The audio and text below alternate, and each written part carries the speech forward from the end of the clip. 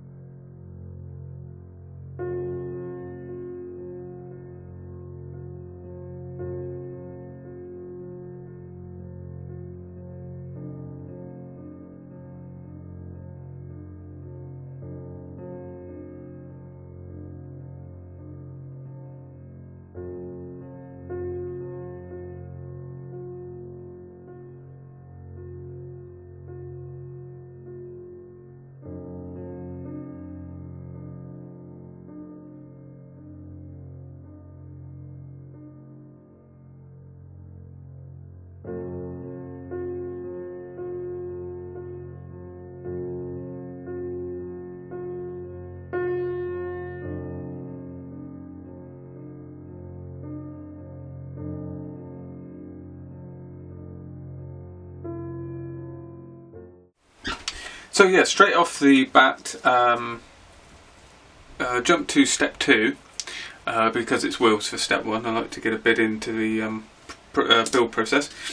You've got this sort of ridge of the fender here that needs to go on, and it's a little bit delicate and quite difficult to do, and there's not a plastic option. I mean, there is a plastic option in the kit, but this is moulded on, so the only real plausible way is to use the etch. So I mean, it's okay, but it looks a bit tricky. You have a long piece here which I thought you had to bend up, but you don't. You sort of stick that on there, and then you've got another piece here that bends around this complex bit here, and then it's done. So it's actually not too bad. There it is. So you just got to take your time. Very small bits on the outside of it, which I've used PVA glue to stick those on, but I fixed this with super glue. So that's the only thing I've hit so far, so something to look out for there.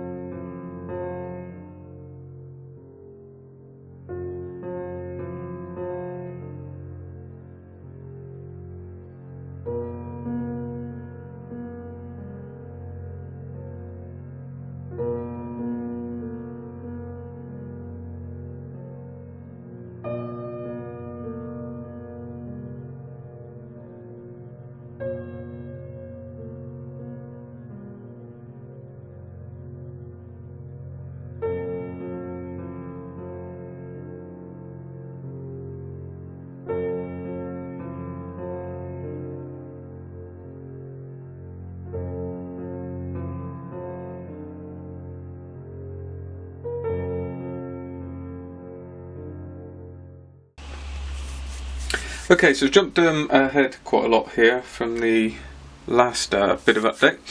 That's mainly because I was trying to get the upper hole joined to the lower hole, and there's quite a bit of messing about, and I've only added a few small details since then. So there's been a bit of work on the back here, so that back plate's gone in, and there's a few parts here that make up the I don't know what that would be, the rear axle, I suppose. So it's a little bit vague there, so you've got to just kind of work through the instructions. It's typical Dragon again, so it's hard to know what's going on at certain places. It's all a bit vague, so you just got to sort of test fit constantly. And the way the upper hole is designed, with the panels joining on, like we were seeing in the previous bit, it is best to put this rear deck here, the engine deck, together first. That's what I found, and make sure that's locked in, and test fit it with the front piece of the hole here as well, and make sure that that is in the right position there, so it matches up with this before you put any of the panels on. And then I actually fixed this down to put the panels onto it once the superstructure, well, there's a sort of superstructure that the panels fit to, so I fixed that on and then put the panels on, and built that deck up with this part being test fitted to it to make sure it all lines up, because there's a join here as this bit joins here. And then once that was sorted, I glued this part on and put the side panels here. So you've got two side panels that are shaped like that. You've got the front panel and the rear panel here. There is a slight gap here, which is generally the case. It's very much like the other Panzer one that I did, the A version. It's the same problems throughout, so it's obviously something that's quite typical with the way Dragon did the kits. So all I put here is a little shim of plasticard in there, glued it down, and then smoothed it out with a bit of plastic putty. Then I've fixed all of these parts down and put the vision ports on as well. I've glued those down. There is interior detail for it, which I mentioned before, but I haven't used that because you can't really see it, as you can see when we've got that deck. It's only really noticeable if you're going to open any of these, which I wasn't intending to do. I am going to have the hatches open, I think, and probably put a crew figure in, but that's about it. You've got the side doors on there as well, which are quite nice, the hatches there. And around the front here, it pretty much snaps in. Very nice. You've got a nice join there to the front of the hull. The only problem is here, which actually is covered by this piece of armour here on both sides, where this top deck meets the crisscross pattern of the fender. It doesn't lock down very well, and obviously it just sort of glues to the top ridges of the pattern, as opposed to bedding down. So I've just run again a bit of perfect plastic putty. It's ideal for this job, this stuff, because it's water based, so you can pile it in and then just smooth it out with a wet brush, and then it's quite easy to remove as well. So I've done that all along the weld seams, again where this top part joins to the parts around the side of it. There's a small gap because it's not quite as flush as it could be, I suppose, but that fills it all in. So before heading into the painting stage, I'll just give this a bit of a primer coat to check the seams, work through any of those if there's any problems, and then push on from there. So next up, it's a small kit, so we're pretty much there. I'm already up to nearly the final stages, so I've just got to put on the tools, a few other small fixings for the top deck here, and then do the running gear and the wheels, which I'll do at the end, I think, and then try and keep them separate. So you've got the idlers there as well, which are you've already got the mounts for the idlers there fixed to the hull. So yeah, very nice. There's no problem there so far. It's going together nice. It's typical kind of early Dragon fit, so you know, around the sort of 2000 mark when they started up in their game from the older kits from the 90s. So yeah, very nice, but it's not quite like the state-of-the-art kits that we're getting.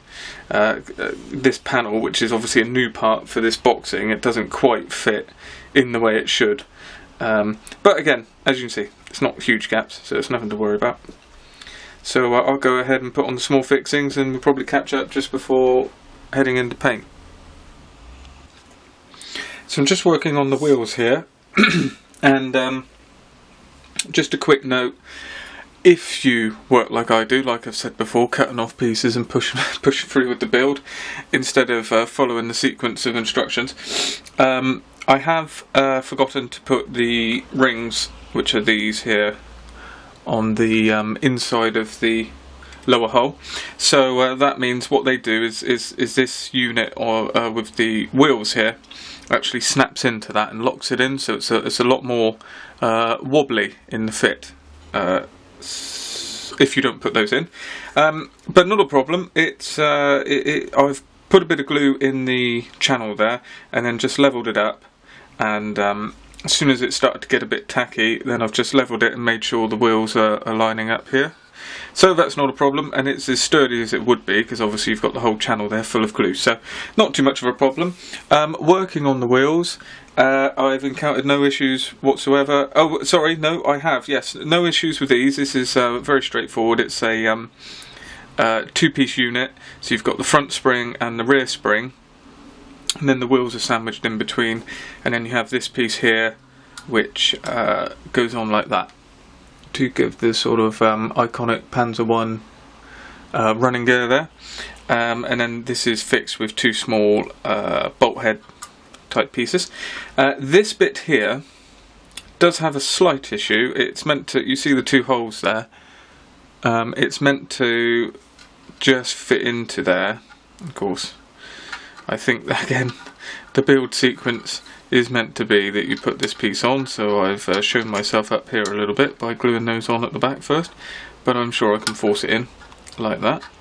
So once it's actually in, it is meant to lock in to one of these holes here, presumably to show the sort of suspension. You can either have it up or down. Now, the issue I found is the small peg that's meant to lock into there is just a little bit bigger than the hole, so it doesn't fit too well, but that's not a problem. I can work around that. I'll just make the hole a little bit bigger, and then same process here. I will fix it, get it a bit tacky, and then make sure it lines up with the rest of the wheels like that, which you can't quite see there, but I will make sure it lines up at the front there, and then you've got the sprocket which just goes in no problem like that. So that's the running gear coming together, so I will carry on with that. Just got the idler wheels to go on then, and I'll probably get the tracks on as well. I'm going to glue all of, well, this is all glued in, I'm going to glue all the wheels to the chassis and put the tracks on and then paint it all afterwards, because I like to do a dust effects, so it doesn't really matter. I'll just pick out the tyres where I can see them and give it a sort of tyre black colour, and then fill it in with pigments and dust, so you don't have to have a perfectly crisp part around the wheel. And I've just noticed, here you go, this is not hiding anything from you guys, I have not added any of the rings for the road wheels, and I'm not going to add them now because it's too late. So again, read the instructions like I don't. I'm sure a lot of people out there make these sort of similar mistakes, and you just got to work through them. Thankfully that's not a glaring problem. I mean, it's going to be hard to notice. In fact, when I was looking at them, I was a bit apprehensive putting them on in the first place, because it seems a bit of a silly idea. You know, I'm sure in the other set they were moulded on, so that would make a lot more sense to me. It seems like it's adding work for the sake of work, but there you go, no problem. We'll push on regardless. So now we'll head down into the painting stage. So I'll get the extra little bits on, like I said before. Okay, so we're just about there now with this kit. It's been a very enjoyable build, no problem whatsoever. Like I said at the start, it's been straight out of the box. You get a few small bits of etch with it, which enhance it here and there. Some strange choices, I must admit. I mean, for the amount of etch that it's taken to do these side fenders here, so the edge of that, I mean, it would be much better to give tool clamps, I think, and just have that as the moulded on pieces, but there you go. Not really any fit issues whatsoever, apart from what I've just obviously discussed, which is inherent with a kit like this, where they've pushed together, you know, sort of what now, nearly 15 to 20 year old sprues with probably 5 to 10 year old sprues, so you're not going to get it matching up completely, which is where the problem with this top panel is. But again, you know, if you were talking about aircraft, people would be crying out for a fit like this, so certainly nothing to worry about too much. Some of the optional extras are nice. You know, if you wanted to open up some of these vision ports, that's pretty good. You've got a very nice moulded MG34 machine gun here with depressions there to show the hollowed out gun barrel. So the only enhancement there, which I'm probably going to do, is drill out the end of the gun barrel there. Equally, I'll be drilling out the exhaust pipe here as well. So the new sprues contain the top here, so the lid of the hole, which is very nice. You can certainly see the difference in the crispness of the moulding between this and any of the other panels. The side panels also are newer from what I can gather. And then we've got this one-piece moulded piece of plastic here. I don't know how you describe it. It's where the antenna rests. Well, we'll call it the antenna rest for the want of a better word. Now, I did get a bit of a problem with this. I have actually put the aerial up, which I haven't seen in any of the reference pictures I've been looking at. I'm sure it obviously would have been extended to use the radio communications, which is the whole point of the vehicle, but it doesn't actually line up too easily here, and when you look at the instructions, it's incredibly vague as to where it's meant to go and the placement. So it's hard to know what to do there. I mean, these feet here for it are not designed to go in any holes, although there are holes along here which aren't used. So it's just a bit strange how they've gone about it. It feels like parts of this kit are a little bit of an afterthought. They thought, we can bungle this together and make this kit. So that's just what it feels like in the way of some of how these parts go together. The rest of it is obviously is no problem, because they do have one of these command tanks. As I say, they've already made one. So just for parts for the initial version, I think this is a bit strange, so it takes a bit of work. So when you get to this area, just take your time a little bit, and again, test fit and place stuff in the right area. I actually moved this crowbar here over because it felt like it naturally wanted to go where it is. However, do bear in mind that the antenna does, if you were to move it around, it does line up here, but I don't know if you can see here, it's got a sort of kink in it, and it doesn't lie flush. I'm not sure what it's meant to be doing there, to be honest. And when I look at the instructions, so we've got this part here, which is the best area to show where it's meant to be. You can see it starts here halfway in this panel, so not quite to scale, but as you can see, if you take this hinge here, sort of run off, it's meant to line up with the hinge, so I've done that, and then it's meant to finish just before this light, which is again where it is. It does say that the crowbar is meant to be on the outside, but from what I could work out, it wasn't going to fit like that, so I just swapped a few things around. So like I said, it's very confused. That's the best you get really for where it's meant to go. It does show you here how it's meant to line up, but again, it's showing you that it's a straight piece. Now, there is another piece in here, and I'm wondering if I perhaps should have checked that piece against this piece. So this is the K-sprue, that's the piece I used, but yeah, so we have another antenna here that you could have used, but there isn't another chute for where it sort of sits. There's another piece here that sticks out of the superstructure there for this piece. So this is from the Panzer 1A sprue. So hard to know what to do there. It might be worth testing all the pieces and see what you come up with as far as getting the best fit.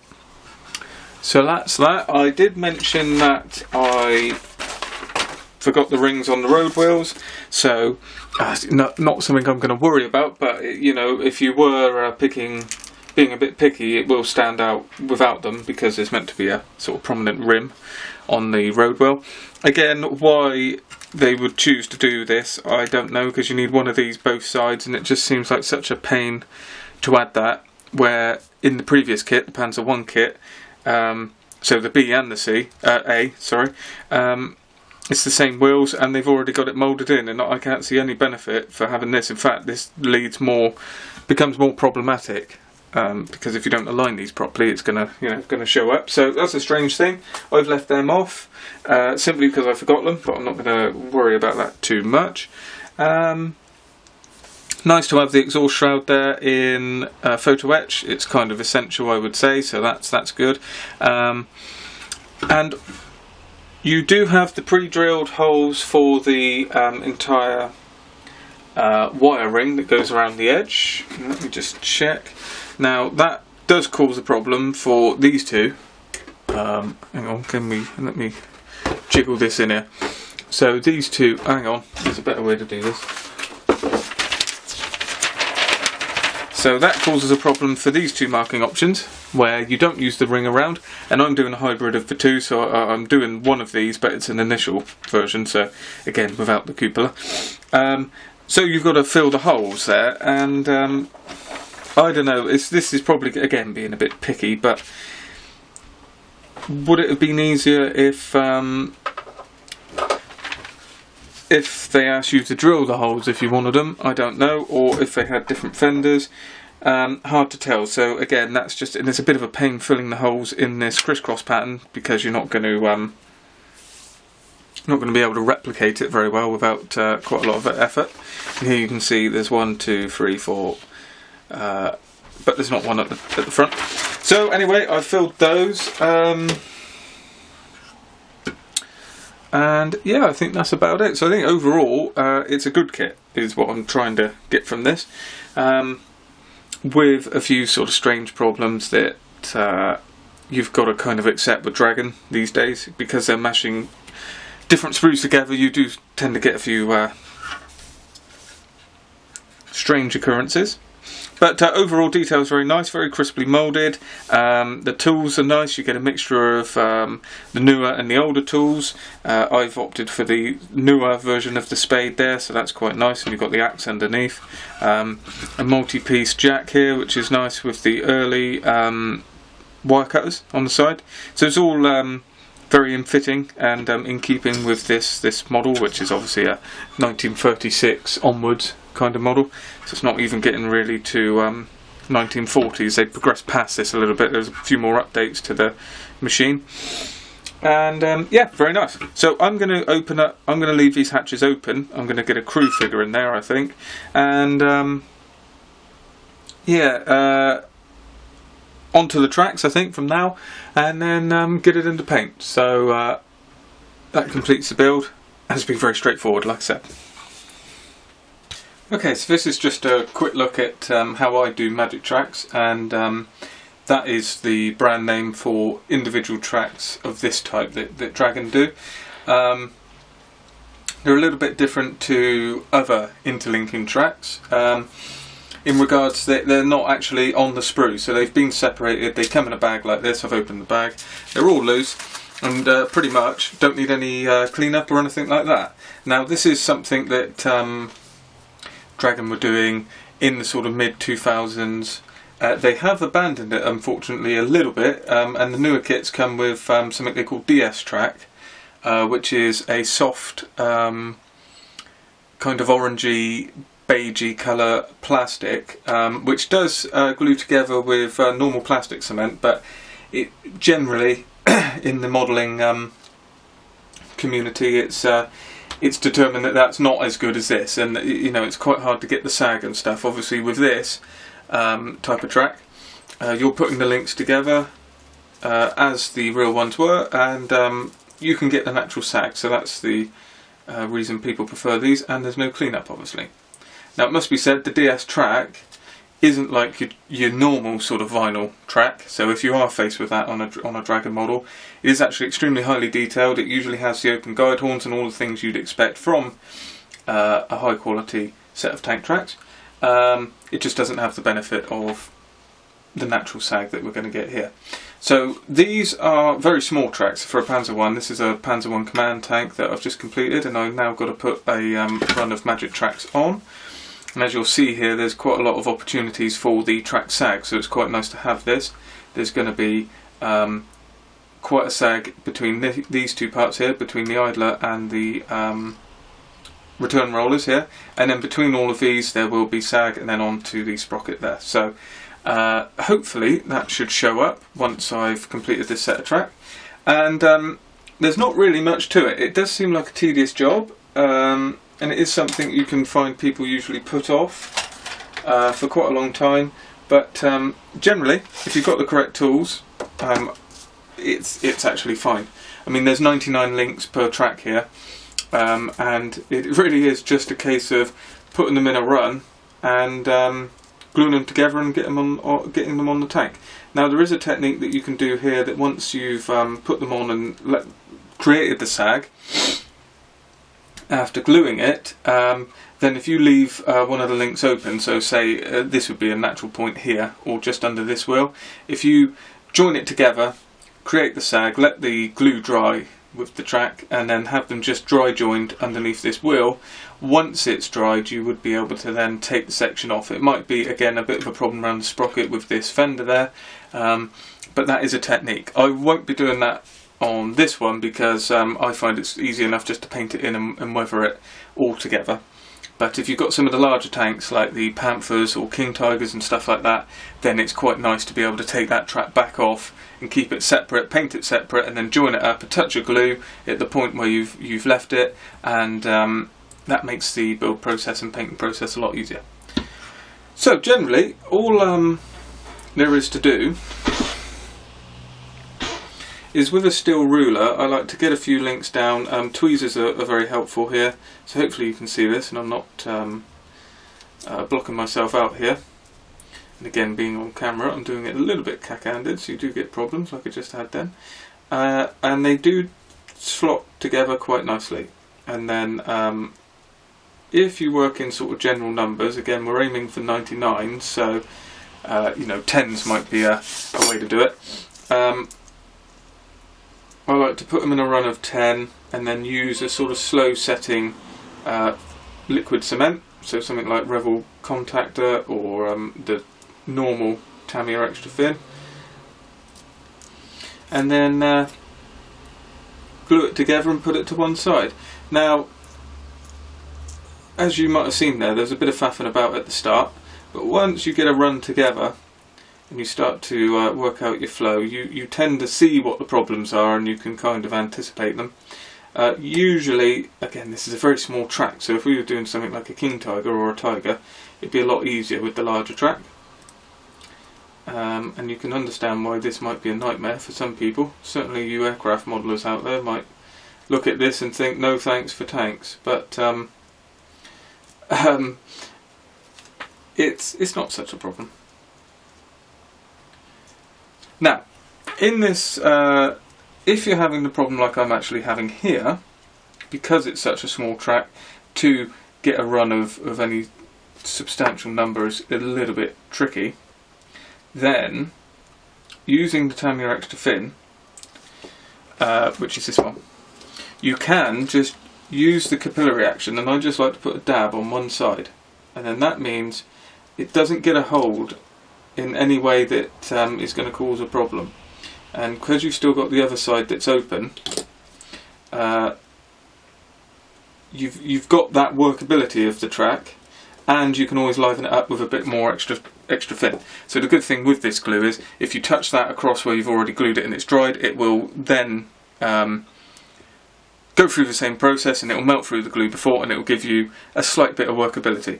But if you're doing this run across the top here, for instance, where there's going to be a lot of sag, then I suggest you try and get that one together in one go before there's too much drying time, and get it on the tank. Once you're around here where it's going to be a flat piece, then it's not so much of a problem because you can level it out and use the weight of the tank, a bit more extra thin, and that will give you the desired effect. So I'm going to go ahead now and put a run together of a sensible amount, and then we're offer it up to the tank and see check the process from there. Now, with all that said, if you are having an issue like I was here, the other step you can do is just use a bit of double-sided tape, which I've put on this steel ruler, and that should give you enough bite, as well as like the glue has, just to hold on to these tracks enough to get them together, touch a bit of Tamiya extra thin on, and then peel them off. Now, the issue with this is you may have to press down quite hard to fit some of these tracks in, then it can stick to the double-sided tape, so it might be worth detacking it a little bit. And again, if you're using larger tracks, it's possibly not necessarily needed, but we'll see how we go. So I'm using this at the minute, so I'll show you again. We'll just put a little run of Tamiya extra thin like that, not too much at all. I'm wicking the most of it off, and then again making sure we're leveled up and push down together like that. And then you keep a count of your tracks. So that is 17 there, so I'm going to make it up to 20, so we need 3 more. That's 1, 2, 3. Glue that together, just like that. Let it settle a little bit, and then again, using any straight tools is always the key to it, the straightness. So this steel rule is very useful. And then it's just a case of pushing it off with the double-sided tape like that. And again, we've got a little bit of a break there. It is a little bit fiddly, but if you bear with it, it does all sort of come together. Maybe let the glue dry a little bit before moving it. And there's a few joints there that haven't had too much glue, and that's what I want. I don't want it all glued up, so you can always add a bit more glue, which is no problem. It's better to add a bit of glue than have too much. And that there should be enough now to tack it all down. You can see that first run I've done where it has tacked, but there's still a bit of movement. You see? That's what we're looking for. So that's a run of 20. As I said, this tank needs a run of 99 to complete it. So I will go ahead and get, what do we say, and probably another 2 runs of that. So we'll get up to 60, and that should give us enough to go right the way across the top and back around to the underneath. Okay, so here's our run of 60 tracks together, and that's 60 of 99. Now, the first thing to make sure you've got correct is the track direction, and that can be found usually in your instructions or on the where the tracks are decided to, where it tells you about assembling the tracks. Now, it's hard to explain, I suppose. I'm sure there's a right and a wrong name to these, but if you look at the track as it is, I always see it as there's like triangles, and they're pointing away, and the direction of this vehicle is, let me just double check to make sure this is correct. If you think as a track, it's pointing in a direction, then we'll say that way, so it's going around that way. So that's the forward direction, and we're going back through. So these are only very lightly tacked again, so you might find they come apart. So you just got to bear with that. And work with it really, but I find the way to get them on is, in this instance, would have either been to leave the front sprocket movable, so then you could wind them on, or take off the front fender. But I'm showing you here if you've completed the kit as per the instructions, and show you how to get around that.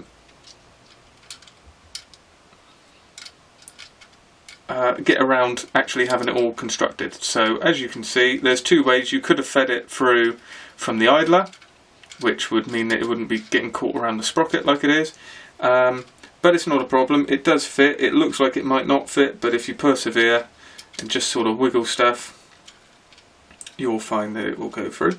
And you might be able to see now that you've got more tackiness on. It's actually dried a bit more this end, so you've got a little bit more rigidness which has actually helped get the track through, whereas up here it's starting to split apart a little bit where it's not actually got so much glue. So again, something to bear in mind. It does help having a little bit of glue here and there.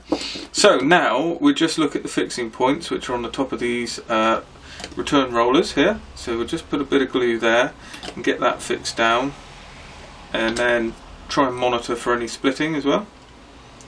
So it's usually pretty quick with Tamiya Extra Thin.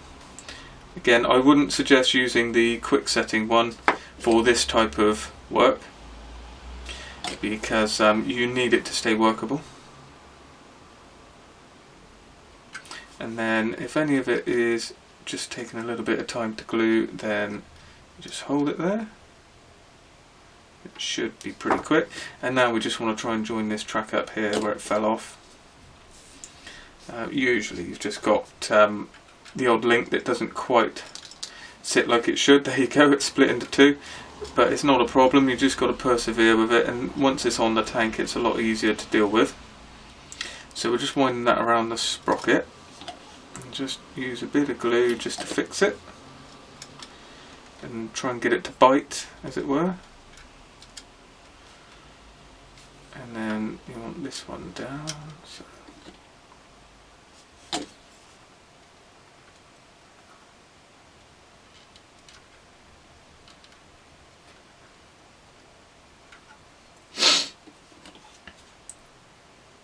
working on the idler, we want to try and get that track to come around the end there as well,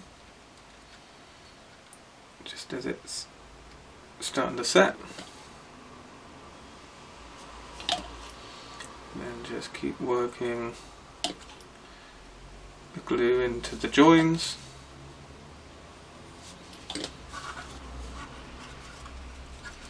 And hopefully we should start to be getting a bit of the tackiness.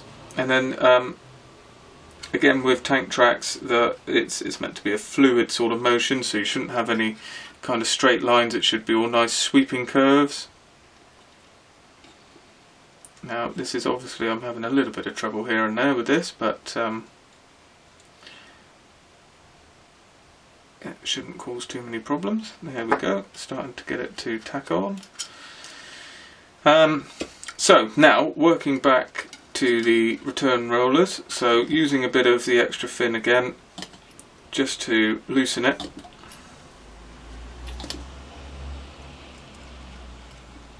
And work back towards the front to try and tighten up some of this slack. I want to work on this sag back here, so getting that one fixed there. And when you've got an area that you're happy with, if you use some of the quick setting cement, that will give you a bit of a stronger fix, so you can work on that point and then move forward. So that's doing that there, and then we want to just try and get a sweeping curve in here,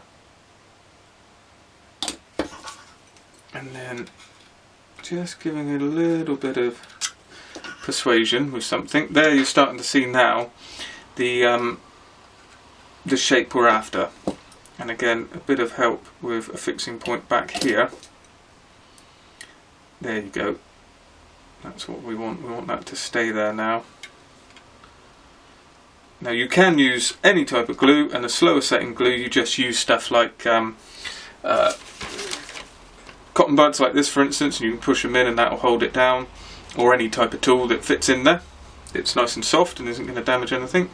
So then, working forward, we'll go to the next return roller like that. Try and fix that one down. Now again, another key feature to this with the German vehicles is, you know, don't overdo the sag. You know, the tracks weren't so loose that they'd sort of fling off. But they, you know, they had a noticeable sag at the same time.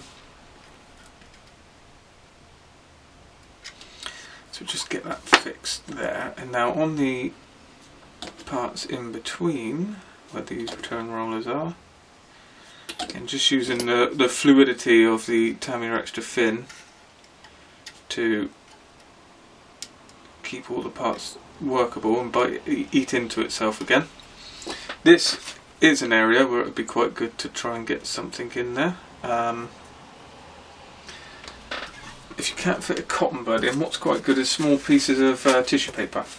So it's just regular toilet tissue, and you just kind of just push it in like that, and you can get quite a good bit of that was a rather large part.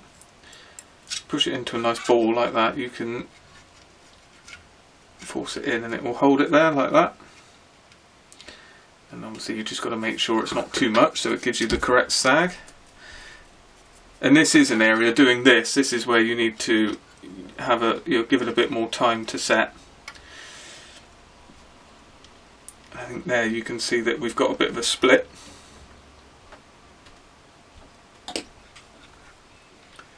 Just want to make sure all those bits go together. And this is the area on any tank where you want to spend your time.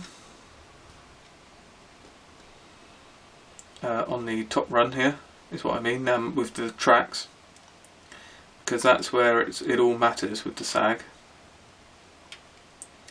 So you make that look right. Doing the bottom run is relatively easy because it's just flat, unless you're doing it articulated for any groundwork you may have.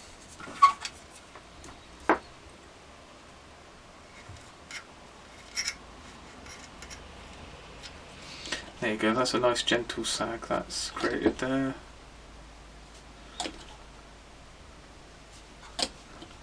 And then we want to get this sweeping curve, this sort of sweeping sag here running up to the sprocket. And these parts here should have started to stick around the sprocket and how we want it to look. Just adding a little bit more glue around there and just trying to create that, keep it a natural sag. So obviously there should be a fluid motion between any two fixed points. And that is pretty much what we're looking for there. So once you've got the main run on with the rest of it, so that's 60, so we need another 33 tracks which should complete the loop here. Okay, so here we are. I've put the track, the bottom run of the track on, and here you can see I've shaped it, and it's looking pretty good, if I do say so myself. And what you're looking for here is a nice flat run along the bottom of the road wheels here. Generally on German tanks, this is probably up for debate, but here I always like to have a little bit of a sag there, because the way that the drive wheel from the sprocket, from the engine, is turning, it's going that way, so I always imagine it will be tight there and the slack would end up being here, because the tightest point would be from here to where the track meets the ground there. That's how I rationalise it for myself. So I always like to put a small bit of a sag there and then have it tighter back here. And this is being depicted as a stationary one, so again I'm thinking that the tightness is sort of anchored between there and here, because it's on the ground, so hence a sag at the top, and we still have a bit of sag there. So that's how I rationalise that. So now it's had a chance to dry, you can start to see if the sag is looking how you want it to look, and if there's any odd parts, where I've got a few here where they're not quite joined perfectly, so just running back over with a touch of Tamiya cement, and then just sticking a bit of glue in between, and then just grabbing those links where you think that they could do with lining up a bit more. Another place to check as well, especially on a track like this, again not so much of a problem for the bigger tracks, is making sure the front on view or the end on view here is looking right and it's all lined up quite nicely, because it's quite easy for that to be sort of pushed over to one side or twisted. And again the view from the back there as well. So that's all looking pretty good to me. So that is how I do magic tracks.